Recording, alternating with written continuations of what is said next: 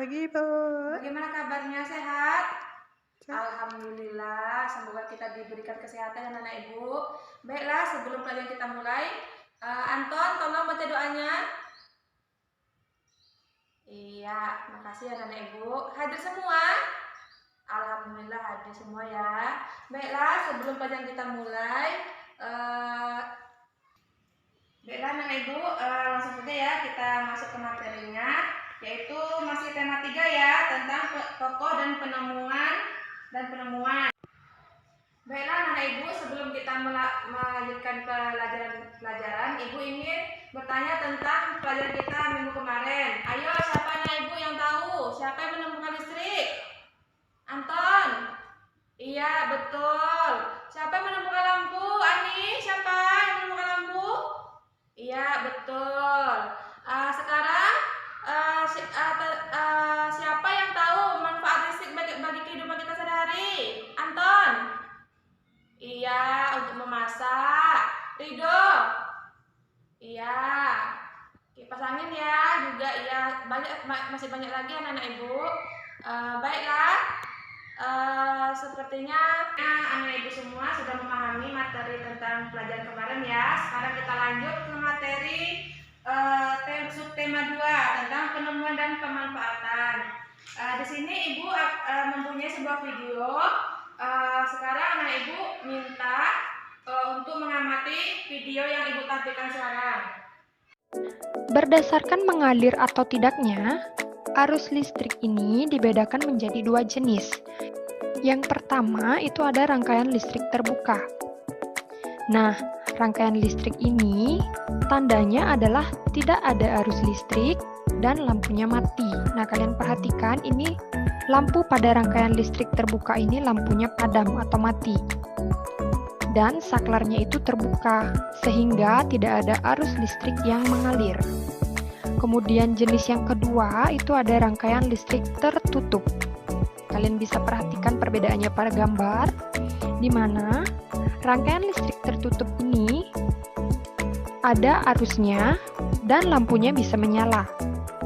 Nah, ini adalah rangkaian listrik tertutup di mana lampunya menyala karena terdapat arus listrik dan saklarnya itu tertutup. Lampu dapat menyala apabila terdapat arus listrik pada rangkaiannya. Seperti itu ya. Nah, kemudian untuk materi selanjutnya yaitu tentang jenis rangkaian listrik berdasarkan susunannya. Nah, jenis rangkaian listrik berdasarkan susunannya itu dibedakan menjadi 3. Yang pertama ada rangkaian seri, yang kedua ada rangkaian paralel, dan yang ketiga ada rangkaian campuran. Nah, marilah kita bahas satu persatu mulai dari rangkaian seri. Nah, berikut ini merupakan rangkaian listrik dari rangkaian seri, di mana terdapat 2 buah baterai, ada 3 buah lampu, ada kabel, dan juga ada saklar. Nah, adapun ciri-ciri dari rangkaian seri itu yang pertama, disusun secara berderet. Jadi lampunya itu disusun secara berderet seperti ini ya. Bisa lampunya yang disusun berderet ataupun baterainya yang disusun berderet. Kemudian ciri yang kedua yaitu kabel tidak bercabang. Nah, jadi kalian bisa perhatikan, ini kabelnya tidak bercabang.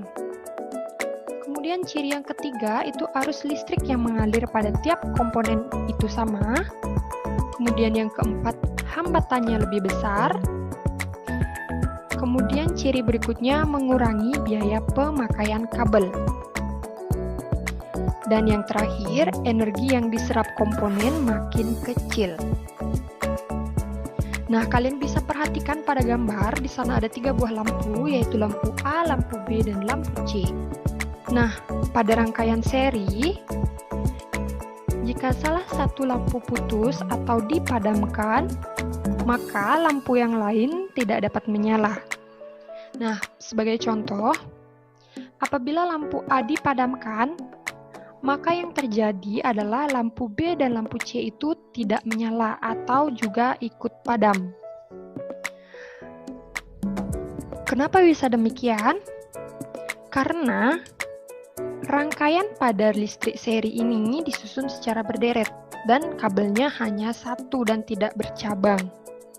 Maka jika satu lampu padam, maka lampu yang lain juga ikut padam. Nah, itulah rangkaian listrik seri.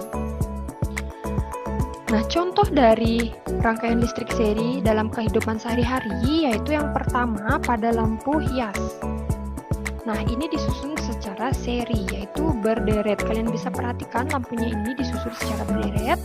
Nah, selain lampu hias, itu contohnya ada senter. Nah, selain senter, itu ada contohnya lampu hias pada pohon Natal. Jadi, lampunya itu disusun secara berderet dan kabelnya tidak bercabang. Nah, itulah rangkaian listrik seri. Kemudian yang kedua, itu ada rangkaian listrik paralel. Berikut ini merupakan gambar dari rangkaian listrik paralel.